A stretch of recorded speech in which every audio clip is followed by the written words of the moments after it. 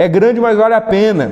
Christopher White, o livro A Missão de Deus, ele diz o seguinte: olha só, o que mudou de Novo Testamento para Antigo Testamento, ou de Antigo para o Novo, sabe o que foi? Foi uma chave hermenêutica. Porque agora, quando os apóstolos chegam para evangelizar, os apóstolos estão usando qual livro para evangelizar, Wesley? O Velho Testamento. O Antigo Testamento. O Paulo está indo na sinagoga usando o Antigo Testamento. Então o que mudou? Mudou foi uma ótica a partir do qual ele enxergava agora os mesmos textos. Então percebam que esse salto gigantesco que é de Antigo para Novo Testamento foi um salto hermenêutico. Jesus agora propõe uma nova forma de enxergar os mesmos textos. Então uma chave hermenêutica, pessoal, pode dar um impacto gigantesco na nossa vida e na nossa espiritualidade. Pode assim, fazer um Big Bang na consciência. Por isso que nós temos que optar pela chave hermenêutica de Jesus, que é o reino de Deus. E é por isso que é tão importante saber o que é o reino de Deus segundo Jesus. Podemos continuar? Isso aqui deixa pra lá. Vamos lá então. Cadê o apagador? Então, diz o Clayton André Cans no seu livro As Parábolas de Jesus e o Reino de Deus: se nós queremos saber o que é o reino de Deus, antes nós precisamos saber o que é Parabéns, palmas para o Fernando e para o Wesley, muito bom, vocês estão muito inteligentes, glória a Deus. Porque é o seguinte, se eu quero saber qual é a igreja do pastor Aladi, antes eu preciso saber o que é uma igreja. Se eu quero saber o que é a igreja do Wesley, antes eu preciso saber o que é uma igreja. Se eu quero saber o que é a caneta da Thalita, antes eu preciso saber o que é em si uma caneta. Um exemplo, vamos supor que você vai lá numa ilha de canibal, e lá não tem carro, eles não sabem o que é carro. Aí você chega e diz o seguinte: cara, o carro do meu vizinho é muito bonito. Eles nem sabem o que é carro. Então antes deles saber o que é o carro do seu vizinho, eles precisam saber o que é um carro. Então antes de sabermos o que é o reino de Deus, nós precisamos ter uma clareza do que é a natureza e a essência de um reino. Aí a pergunta: o que é um reino? O que é um reino? Eu acho que eu não vou esperar muito vocês responderem, pessoal, porque eu estou com medo de não passar bastante conteúdo, beleza? Que horas são, meu bem? 8h28? Tá, tem 2 horas. Um lugar governado por um rei e por uma rainha? Você concorda com ela, Wesley? O súdito tem várias É alguém governado por um rei. Mas e, por exemplo, o reino dos animais? Vai ter um rei leão? Rei governação. O reino da fantasia? O reino quântico? O reino quântico? A baleia? Não. O que essas coisas têm em comum para serem chamadas de reino? A organização dela. Organização, muito bom. Rei também, muito bom. E aí? Governo, muito bom. E pessoal, sempre que eu vou fazendo perguntas, não significa que quando eu apresentar respostas que as minhas necessariamente estão certas. Eu vou apresentar uma possibilidade que eu achei que faz mais sentido, mas vocês podem encontrar respostas diferentes. Eu apresento uma pergunta-problema, isso aqui não é uma pergunta-problema, o que é um reino. Mas se eu apresento uma pergunta-problema, vocês podem encontrar respostas diferentes, beleza? Hoje, se dá tempo, no final da aula eu quero discutir com vocês Mateus 23 e Romanos 14, o texto que você... Então eu vou apresentar a resposta dos autores que eu li, mas vocês podem encontrar respostas diferentes e até melhores, beleza? Vamos lá. Então o que é um reino? Todo mundo estava certo aí. E a definição que eu achei melhor, que englobe todos esses, é noção de domínio, ordem organizada sob um princípio superior. Então, noção de domínio, ordem organizada sob um princípio superior. Luiz, mas qual é esse princípio superior que organiza... O Wesley falou de organização. O reino dos animais é a natureza da animalidade. A própria natureza do animal organiza este ambiente do reino animal. O que organiza, por exemplo, o reino quântico? Qual é o princípio superior? As leis da física. As leis da física. Então, quando se trata do reino dos homens, qual é o princípio superior que organiza? É o rei, é o próprio rei. Vamos deixar de lado aqui agora. Ah, Luiz, mas tem república, tem parlamentarismo, tem oligarquia, tem um monte de outros sistemas de governo. Sim, mas vamos deixar esse de lado, vamos focar no reino. Beleza? Por quê? Porque a Bíblia chama de reino. Essa primeira parte da aula de hoje, ela vai ser mais assim conceitual, e a aula de amanhã ela vai ser 100% bíblica, tá? Então nós vamos definir esses conceitos, reino de Deus, e amanhã nós vamos ver que tudo isso está na Bíblia, beleza? Vamos lá, vamos continuar então. Então, se o rei, está o reino aqui, o rei é o princípio superior, e ele organiza. Aqui, e o objetivo dele é uma organização. Como ele organiza isso? O Charles Finney diz, ele organiza através do seu ato de governar. E o Charles Finney, no livro Teologia Sistemática, ele diz, o que é governar? Governar é dar direção. Então o que um rei faz? Ele dá direção, ele diz para onde o povo deve ir. Por quê? Porque se nós estamos no meio de um reino, um vai para a direita, um vai para a esquerda, um vai para trás, um vai para frente, não haverá reino, haverá caos. Não haverá organização. Um exemplo disso, quando um carro está sem direção, nós dizemos que ele está desgovernado. Sem direção. Então, governar é dar direção. Por que ele dá direção? O rei faz a frente. Aqui tem organização. Qual é a razão dele querer organização? Então nós vamos ver o seguinte, o rei é um princípio superior que organiza. Ele organiza como? Governando. Qual é o objetivo da organização? Tem uma coisa que ele quer alcançar. Prosperidade. Também, mas tem uma coisa mais importante. União, Também, exatamente. Mas tem um que resume tudo. Vocês concordam que reino é uma palavra política? O que você falou? poder. Não. Vocês concordam que reino é uma palavra política? Sim, reino é uma palavra política. O Ramon Panikkar, no livro dele, O Sentido da Política, ele diz que hoje em dia a política ela tem um falso sentido, que é o quê? Se eu chego no pastorário e falo assim, o pastorário é muito político. O que hoje em dia isso significa? Hoje em dia significa que o pastor áureo tem uma habilidade de conquistar o poder e se manter no poder. Porque hoje em dia a política virou um negócio de desejo. Desejo de poder, desejo de estrutura, desejo de fama.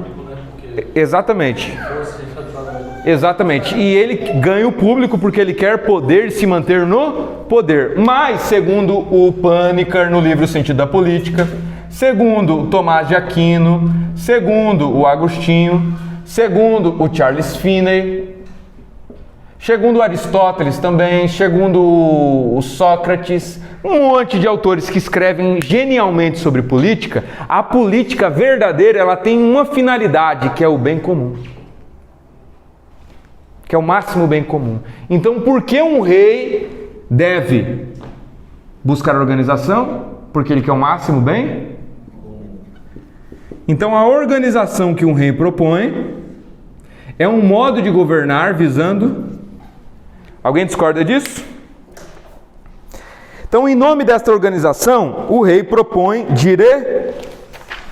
Tem um teólogo que eu gosto bastante, e sempre quando eu citar teólogos, não é porque eu concordo com tudo que eles dizem. Cada um tem um modo de pensar em várias coisas. E tem um teólogo brasileiro que eu gosto muito, chamado Ariovaldo Ramos, ele é bem velho já. E ele diz uma coisa, que um dia um filósofo francês estava dando uma entrevista e perguntaram para ele, qual que é o tema mais importante para a humanidade? E o filósofo pensou e respondeu, o tema mais importante é se Deus existe. Aí todo mundo falou, como é que um filósofo ateu responde isso? Aí perguntaram por quê? Ele disse assim, porque se Deus existe, existe uma forma certa de se viver. Se Deus não existe, não existe. Então existe uma governar, dar direção. Se Deus existe, existe uma direção certa para onde devemos ir.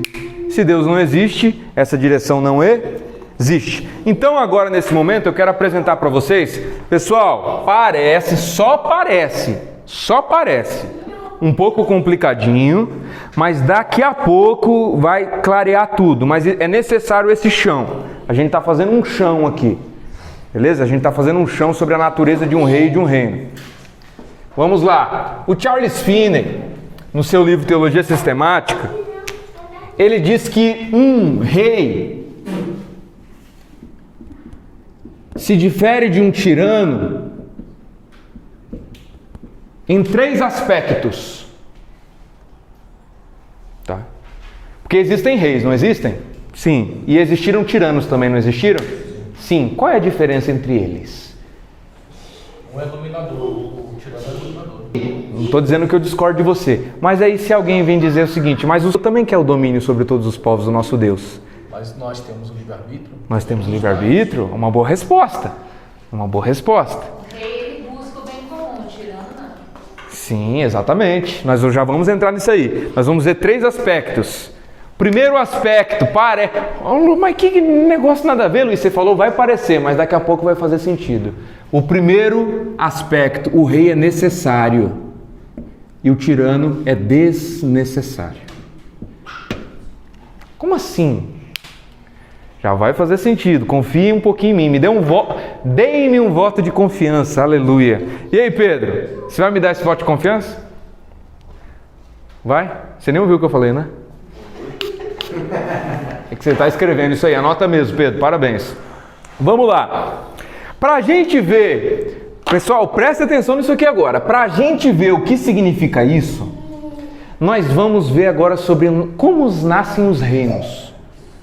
Mas um reino não é constituído de várias cidades? Então, antes de ver como nascem os reinos, devemos ver como nascem as cidades. Sabe quem fala isso? Um filósofo genial, e foi o Espírito Santo que eu acredito inspirou ele. E ele até falou sobre a cruz, tá? Teve um artigo que eu escrevi uma vez dizendo como Platão falou sobre a crucificação de Jesus Cristo. No livro Platão e a República, Platão está escrevendo sobre as discussões filosóficas que o professor dele, Sócrates, teve com outras pessoas. E uma dessas discussões o Sócrates estava defendendo que nós deveríamos ser justos. A justiça é uma virtude. Enquanto outros diziam o seguinte, não, o ser humano pode ser injusto sim. Então o Sócrates ele começa a argumentar de que nós devemos ser pessoas justas. E foi nesse sentido que ele diz da crucificação. Ele diz assim, se quando um dia o homem justo vier, se o homem justo se encarnasse, sabe o que fariam com ele? Pegariam ele, espancariam ele, fariam um monte de coisa e o crucificariam. E aconteceu, ele foi crucificado. Ele veio, né? Isso aí está registrado. Tá no livro, eu posso te mandar. Pô, tá no livro. Quando eu escrevi esse artigo, inclusive, eu mandei para a faculdade para aprovar, e daí eles falaram assim, não sei não se isso aí tá escrito, né? Aí eu mandei a foto lá. Tá sim, tá escrito lá, vou mandar para vocês. Então vamos discutir agora, como é que nasce uma cidade? Como é que nasce? Por que nasce uma cidade? Por que uma cidade nasce, pastora? Por que uma cidade nasce? Porque existem pessoas lá e elas começam a morar e é uma comunidade. Por quê? Por que elas começam a morar? Ué, porque elas têm que morar em algum lugar. Tá, mas não precisava nascer uma cidade. Ela poderia morar aqui, o outro lá. Interação? Começa a surgir as necessidades. Parabéns, palmas pro Wesley. Palmas pro Wesley. Parabéns, meu irmão. Você é o cara mesmo. Necessidade. O Sócrates diz, e não somente o Sócrates, mas teólogos cristãos também como Tomás de Aquino, que o que faz nascer uma cidade é a incapacidade do indivíduo de se bastar. Ele tem necessidade de uma porção de coisas que ele não consegue sanar. Por exemplo, Fernando, você está aqui, você precisa usar roupa, né, Fernando? Você viria para essa aula sem roupa? Não dá não, né? Você não ia deixar, né, Lô? Você ia deixar ele vir para a aula sem roupa, Lô? Não ia deixar, ué, não pode. E você ia cometer um crime, você poderia ser preso. E pecaria também, né? Pecaria e cometeria um crime. Vamos lá, Fernando. Quando você veio aqui, você precisou de um tênis, correto? Você fabricou seu tênis? Não. Quando você veio para cá, você veio de moto, né? Vista de capacete. Você fabricou sua gasolina? Você fabricou o pneu da moto? Então, só o fato de você vir para cá, você necessitou de um monte de coisas que você não seria capaz hoje de se sanar. Você não tem como fabricar de gasolina. Nem sabe como fazer, né? Então, o Sócrates diz que as cidades nascem pela necessidade do indivíduo. Então Sócrates começa, então vamos imaginar a primeira cidadezinha, a mais simples. Vamos lá no inicinho. E vamos colocar as necessidades primordiais. Quais seriam as primeiras necessidades? Comer.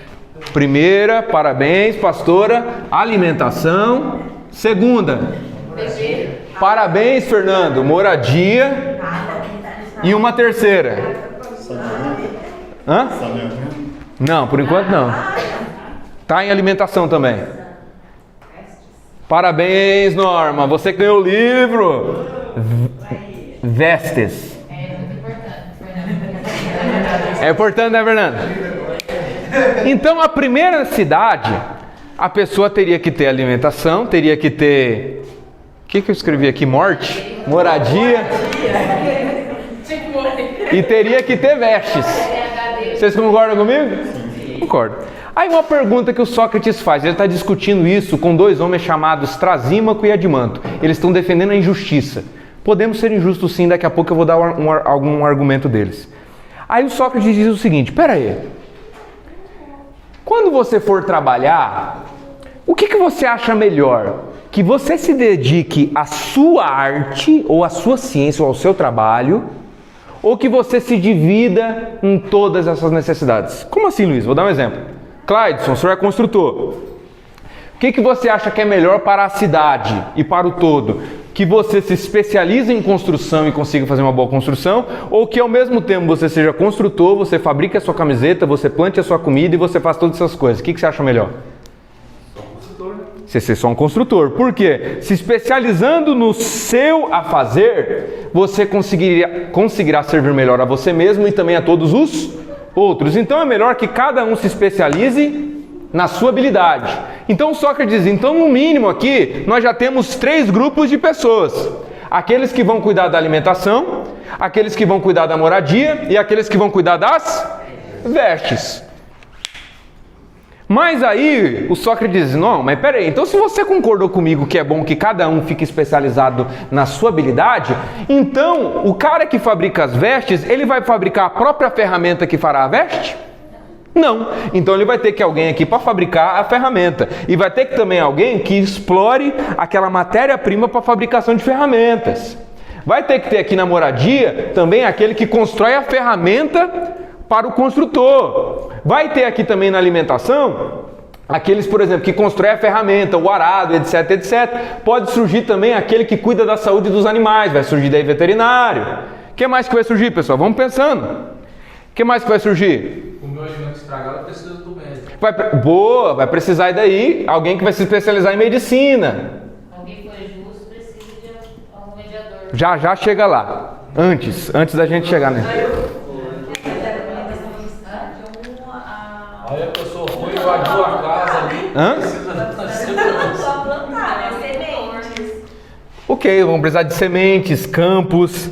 Aí, o que mais que pode surgir aqui? Aí, vamos supor. Então, quê? Mercado, né? Eu ia falar disso agora, parabéns, Wes. Vamos supor, o pastor, ele é o cara que cuida aqui da moradia. Ele cuida da moradia. Aí o pastor não fabrica comida. Como é que o pastor vai comprar comida?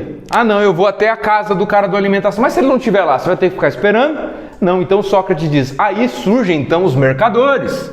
Esses mercadores vão estar em praça pública, aí você vai ter previsão de saber o horário que você pode ir, o horário que você sabe sair, que você pode sair. Então vai surgir os caras que vão ficar aqui. Aí ele vai precisar de ajuda, aí vai surgir os funcionários.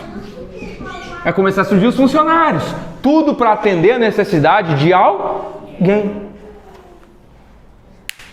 Só que aí é o seguinte, aí começou a crescer demais a cidade, não dá mais para ficar trocando arroz por feijão e aquilo por aquilo. Então vai ter que surgir uma moeda. Quando surgir a moeda, vai ter que surgir uma casa da moeda.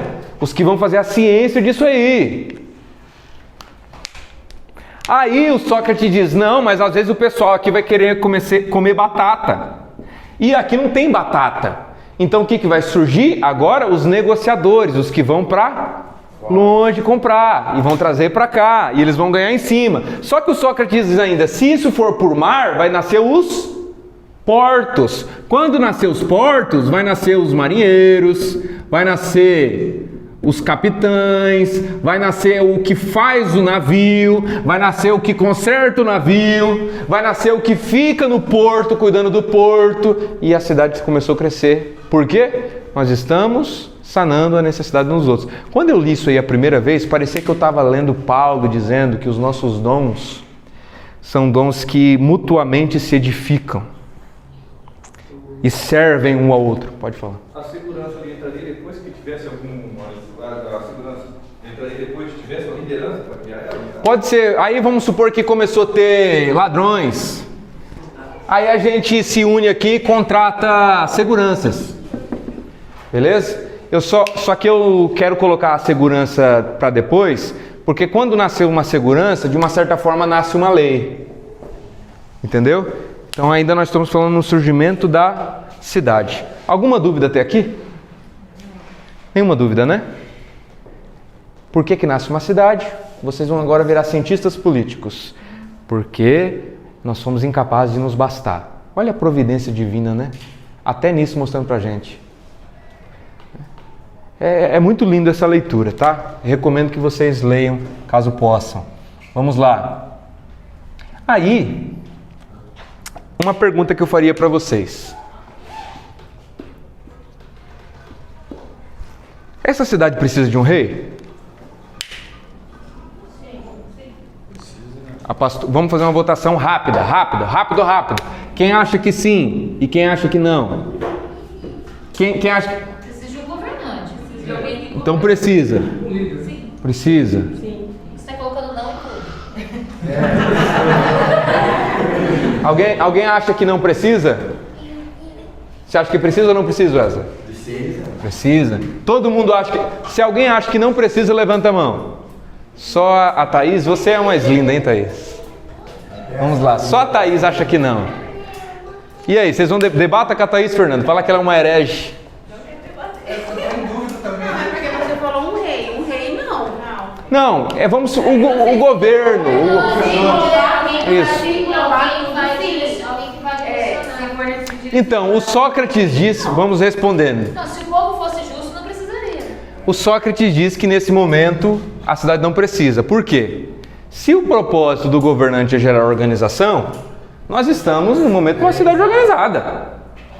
Então este rei aqui, um rei, um governador, uma autoridade aqui é necessária? Não. Se neste momento, vamos lá, eu vou falar de novo e não tem problema eu repetir, tá? Vamos lá. Para que serve um rei? Se essa cidade já tem organização por si, ela precisa de um rei? Não. Porque ela já é organizada. Se neste momento se levanta alguém querendo reinar sobre eles, ele é um rei ou ele é um tirano? Ele é um tirano. Mas e quem que toma decisões para começar uma determinada coisa? Não entendi? Não precisa, exatamente, não precisa. Por enquanto, nesse momento... Não, por enquanto nesse momento não precisa. Não que seja um líder, mas que seja um grupo de pessoas que tomam decisões. Ok, mas aí não tem governo, né? Não tem. Por exemplo, um exemplo disso, na história da humanidade, houveram momentos em que havia governo. Era cada família e fazer negociação e pronto. Criaria um conselho? Pode surgir nesse momento. Nós vamos ver quando começa a surgir. Agora, nesse momento, vamos imaginar essa cidade. A cidade está organizada. A cidade, elas têm o que comer, têm o que beber, têm o que vestir. Quando está frio, eles se cobrem e de vez em quando eles fazem um churrasco e cantorias. Sócrates diz isso. Eles não precisam de um rei. Se neste momento alguém quer reinar, este ser se torna o quê? Desnecessário. Por que ele se torna desnecessário nesse momento? É perfeito, porque ele está organizada. Um rei que se levante neste momento dizendo, eu quero reinar sobre vocês. Ele é um quê? Tirano. Por quê? Porque o objetivo do seu reino não é a necessidade de... O objetivo do seu reino é o seu próprio querer. Eu quero porque eu quero, porque eu quero, porque eu quero. Inclusive, um parêntese para vocês aqui. Por isso que o Deus do calvinismo é um tirano. Porque o Deus do calvinismo, ele não governa pela necessidade do seu povo. O Deus do calvinismo, ele governa pelo seu próprio querer. Eu quero e pronto, acabou. Eu quero e pronto, final, e é assim porque eu sou soberano. Se ele fizesse isso, um rei que governa não visando a organização, não visando o bem e não mediante a necessidade, este rei é o quê? É tirano ou é rei? É tirano. Se o nosso Deus fosse tirano, como a Bíblia o chamaria? É simples, chama de tirano. O Deus é tirano e pronto, acabou, você tem que se converter. Mas a Bíblia o chamou de quê? Rei. Você prova isso na Bíblia, Luiz? Provo, nós vamos ver muito mais amanhã, quando nós vamos direto nos textos bíblicos. Mas um exemplo disso é a parábola da vinha e dos maus trabalhadores. A vinha é colocada na mão dos trabalhadores. Aí os trabalhadores começaram a fazer o que não devia fazer com a vinha. O que o rei faz? O rei envia os servos. O que o cara da vinha faz? Espanca os servos. Depois ele envia servo de novo, espanca de novo. Depois ele envia o seu próprio filho. E aí eles matam. Quando este rei reivindicou a sua autoridade, quando ele viu que aquilo era necessário para a organização. Não foi para o seu próprio, eu quero e pronto, acabou. Inclusive é impossível um calvinista explicar essa passagem, porque toda a tentativa do rei naquela passagem foi a tentativa de resgatar aqueles trabalhadores. Eu vou enviar, talvez eles me ouçam. Tá? Então muito cuidado com uma teologia que aceite de bom grado uma tirania divina, porque o nosso Deus não é tirano. O nosso Deus é rei, e rei bom, rei dos reis e senhor dos senhores. Aí, vamos continuar. Aí, o cara está debatendo lá com o Sócrates e diz assim: ô Sócrates, aqui você está alimentando o povo com alface e com abóbora. Aí o Sócrates diz assim: não, verdade, né? Não, eles vão ter picanha de vez em quando para comer, vão ter peixe, vão ter... Como é que é aquele negócio que você faz? Vão ter ceviche para comer de vez em quando e tal, e eles se alegram. Aí quando tiver frio, eles vão trabalhar cheio de roupa. Quando tiver calor, eles vão trabalhar até descalço. Tá tudo beleza. Aí o Trasímaco olha para o Sócrates e diz assim: o Sócrates, são 3 homens debatendo com o Sócrates, Trasímaco, Glauco e Adimanto. Sócrates debatia com todos eles ao mesmo tempo. Aí o Sócrates olhou e o Trasímaco e o Glauco e o Adimanto olharam para ele dizendo o seguinte: rapaz, essa cidade sua aí é igual uma cidade de porco. Se você tivesse uma cidade em porco, você engordaria igual. Olha, aí o Sócrates diz: agora eu entendi. Então você está dizendo que não tem luxo nessa cidade, e os homens querem o luxo. Aí ele disse assim: realmente, Sócrates, querem luxo. Então, o luxo, eles vão, para atender a ganância humana, e não se satisfazer com o necessário ou com uma vida simples, e o Sócrates literalmente cita isso, pela cidade não se satisfazer com a vida simples, eles vão ter que começar a crescer e expandir para atender o luxo. Só que como o luxo é escasso, não tem muito ouro, não tem muito diamante, não tem muitas essas coisas, tudo aquilo que for alcançado não será o suficiente para atender a ganância e o luxo dessa cidade. Então o que eles terão que fazer? Quase, Átila. Tenha coragem de falar quase isso. Quase, Átila. Quase, pessoal. O que eles vão ter que fazer? Se eles viram, cara, não basta aqui, nós não conseguimos mais atender o nosso povo. O que eles vão fazer? Exportar. Aumentar as terras? Aumentar as terras. Guerra. Essa é a resposta. Eles vão à guerra. Vão nascer as guerras. Por quê? Imagine todas as cidades querendo atender os luxos das suas próprias cidades. Não tem o suficiente, é escasso. Então o que vão ter que fazer? Ir à guerra. Aí ele olhou para o Sócrates e diz assim: então iremos à guerra. Um parênteses. Que a nossa ganância, o nosso desejo de crescimento individual desmedido, no longo prazo cooperará com a guerra. Porque toda guerra que se inicia, em algum ponto, começou com alguém que desejou desmedidamente, desequilibradamente, desejou luxo. Vocês acham que essas guerras que tem aí não é por dinheiro, pessoal? Entendeu? Poder, arma. Exato. Entendeu?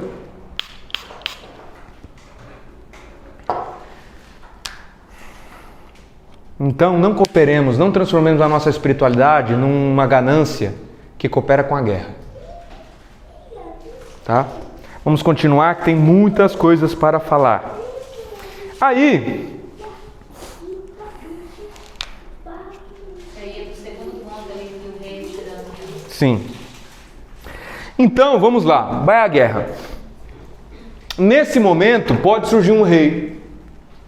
Por quê? Imagina só, nós temos uma cidade aqui. Imagina só, o Rob está cuidando da moradia e o pastor está junto com o Rob. A pastora médica e a Verônica também médica cuidando da saúde. Você cuida, é veterinária. Você e o Wesley ajuda ali na alimentação. O pastor Áureo cuida da Casa da Moeda. Se todo mundo parar para decidir o que vai ser feito na guerra, a cidade para. E se a cidade parar, não tem vida aqui. Então, nesse momento, será necessário que se levante um que decida por todos. Exato, que decida por todos. Para que haja organização. Porque senão não vai ter organização, vai ter caos. E se ter caos, não tem reino.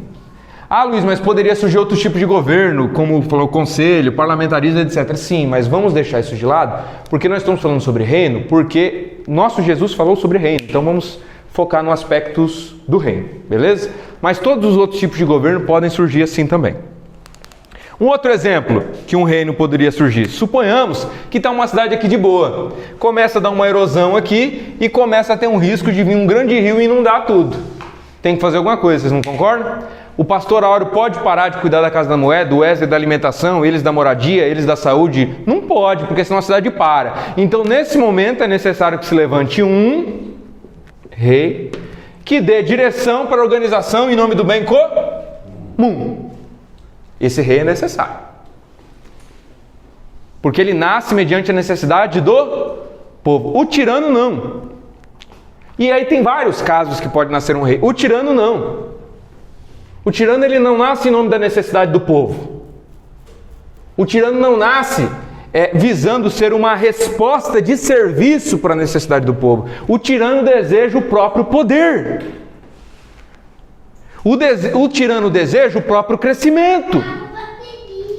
O tirano deseja, o pastor falou do expandir as terras, né? O tirano deseja conquistar outras terras por desejo de poder e para o seu próprio querer.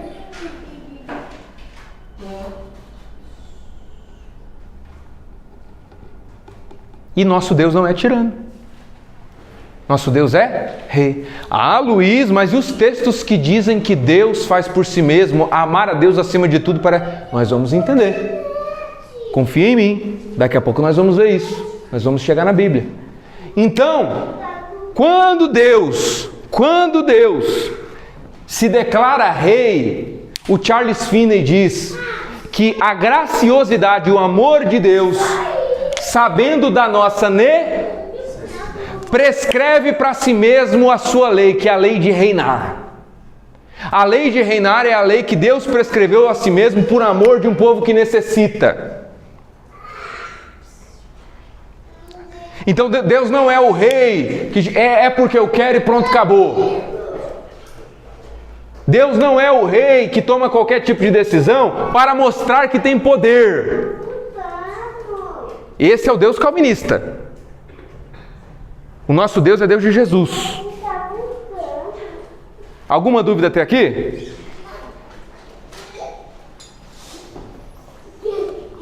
Nenhuma pergunta? Vocês concordarão assim comigo tão fácil?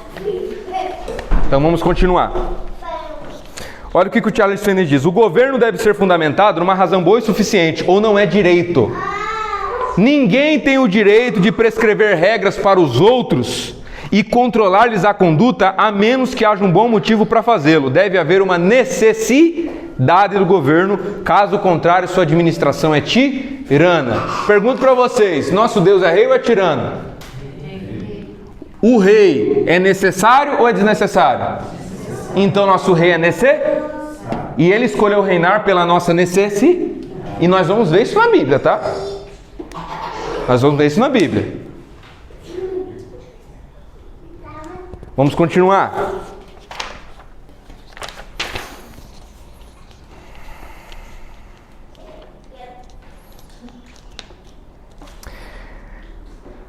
É por isso que tomar o poder de livre vontade, sem que a necessidade a isso obrigue, pode ser considerado vergonha.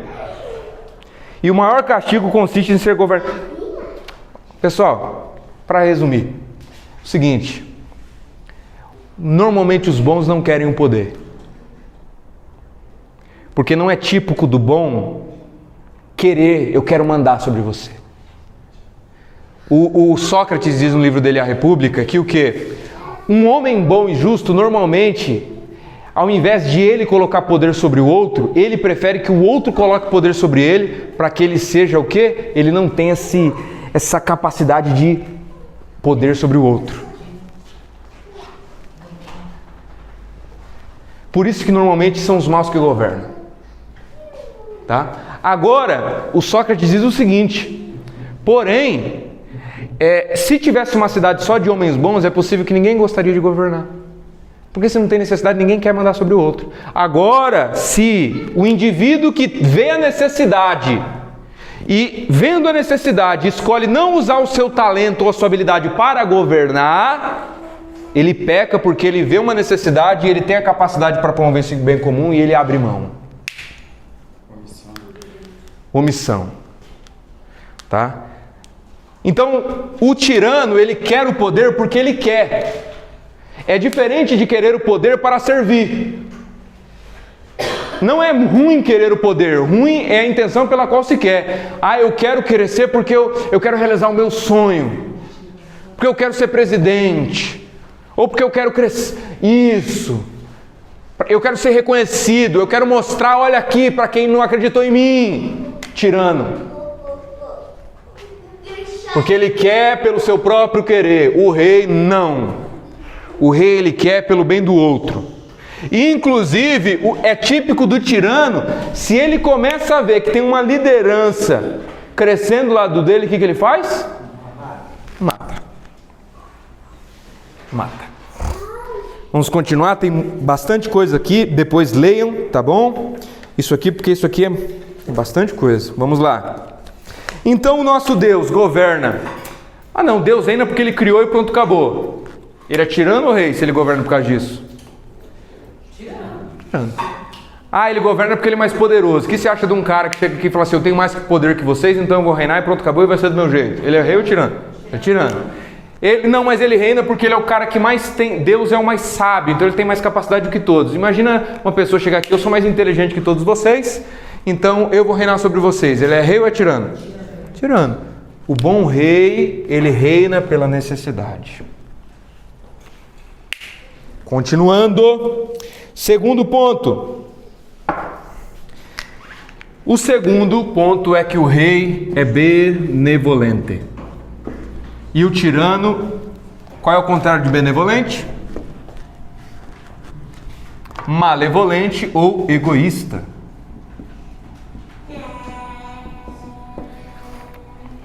Vou esperar vocês escrever.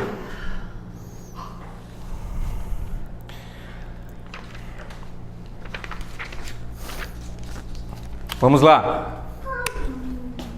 Então, diz o Tomás de Aquino, teólogo espetacular também, que não é possível saber o que é um bom rei sem saber a finalidade para a qual o rei existe. Por exemplo, como eu sei qual é um bom ar-condicionado? Quando ele cumpre a sua finalidade. Ok? Então, não é possível saber o que é um bom rei sem saber qual é a finalidade de um rei. Se a finalidade de um rei é o bem comum, o bom rei, ele busca o bem, ele é benevolente. E o oposto diz que é o tirano, ele é egoísta. Ou seja, ele não busca o bem comum. ele busca o próprio bem e o bem dos seus preferidos. Ok? Agora, vejamos, o que é a corrupção? Quando nós falamos de política, né? Vivemos num país corrupto. O que é a corrupção?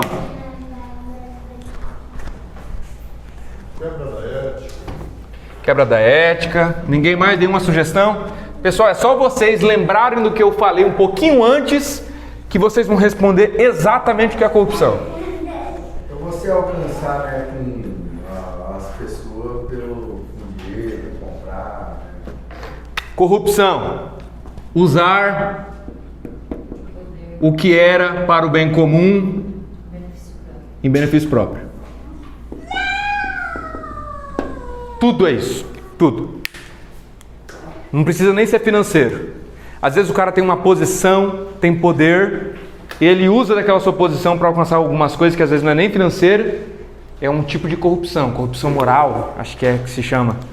Corrupção financeira é quando eu pego o dinheiro do quê? Para o bem comum e uso para um bem particular.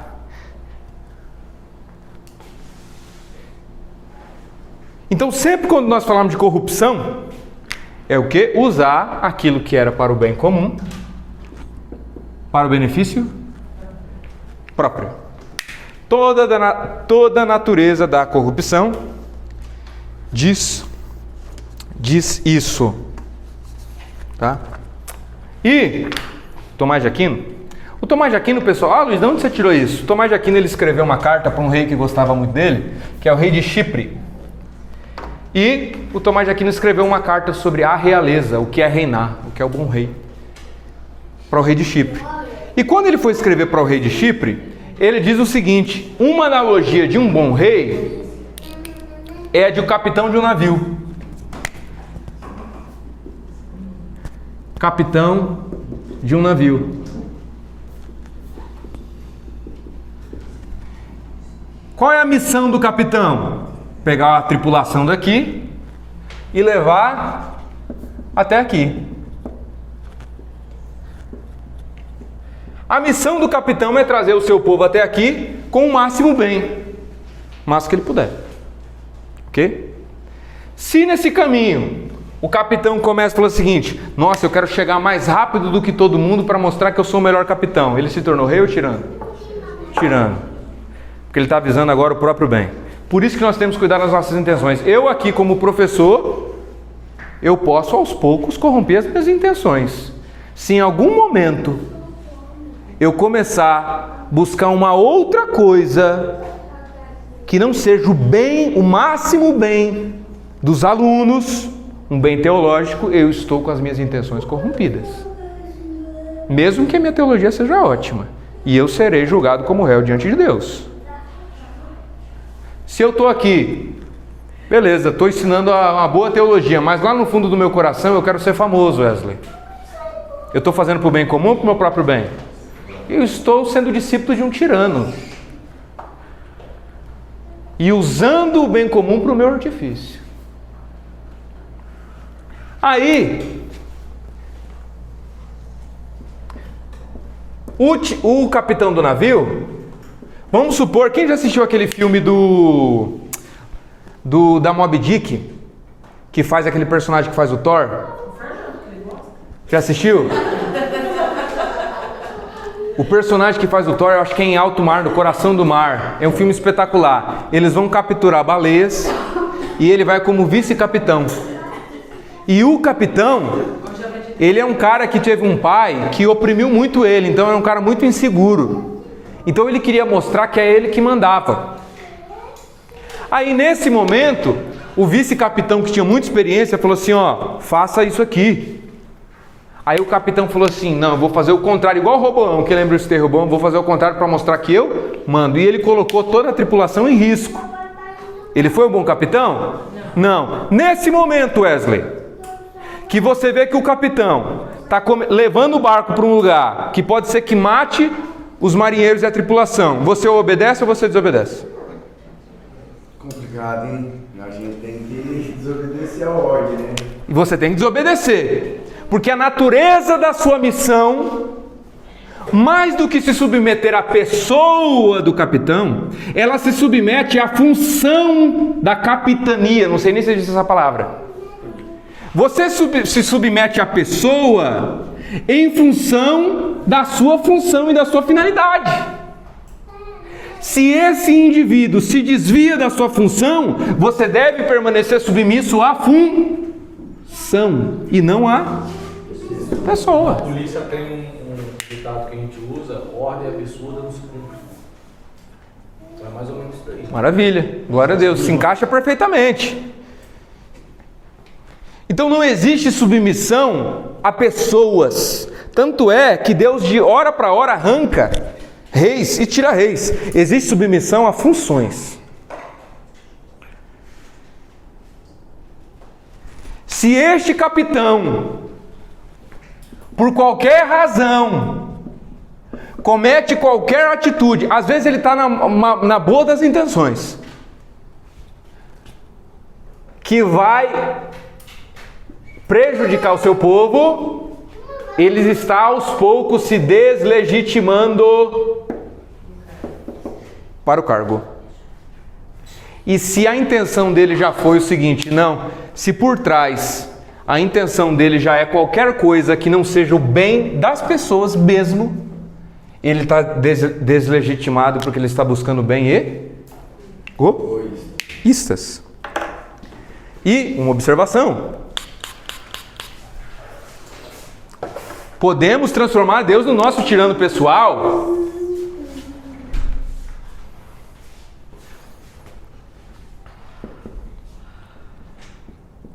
Depois me lembre de falar isso aqui, senão eu vou esquecer. Me lembre. Então, podemos transformar Deus no nosso tirano pessoal, sabe por quê? Quando a gente, Wesley, vem em Deus e busca em Deus os nossos benefícios, a minha bênção, a minha vitória, e agora o meu ministério, e agora o meu ministério se torna o meio como Deus vai me honrar, a minha promessa, o meu, e eu quero que Deus dê para mim, porque eu sou fiel, porque eu, sabe o que eu transformei em Deus? Num tirano. Porque é típico dos tiranos ter os seus favoritos, novamente, por isso que o Deus calvinista é um tirano. Porque o Deus calvinista ele é simplesmente o seguinte: antes da fundação do mundo, tinha uns aqui e outros aqui, e Deus falou, eu quero amar vocês e não quero amar eles. Por quê? Porque eu quero e pronto, acabou. Além dele fazer pelo seu próprio querer de forma desnecessária, ele tem os seus favoritos. Ele tem os seus favoritos. E quando a gente vai para a teologia da prosperidade, e aí a gente sabe, a gente sabe que tem criança hoje lá, tem um país que tem um pregador que eu gosto, que ele tem um orfanato lá, na Etiópia, que tem criança lá vítima de tráfico sexual. Mas eu quero que Deus me dê a minha viagem para Paris. Você já passou na outra turma? Passei. Passou na turma de domingo? Sim. Glória a Deus. Passei em todas. Glória a Quê? Deus! Que você passou. Passei em todas. Em todas as aulas tem as suas particularidades, porque cada turma flui de forma diferente. Mas tem... Falei. Mas na próxima aula eu acho que vai ser um pouco mais... Na próxima aula que vocês vão ter, vai ser um pouco mais profundo. Porém, nós vamos ter um módulo só sobre calvinismo, tá bom? Mas vamos lá. Eu transformo Deus num tirano quando eu quero ser o favorito. Estão querendo intervalo. Tá querendo intervalo? Que horas são? 9h15? Beleza, então. Fechou. Pausa de quantos minutos? 10 minutos? Não.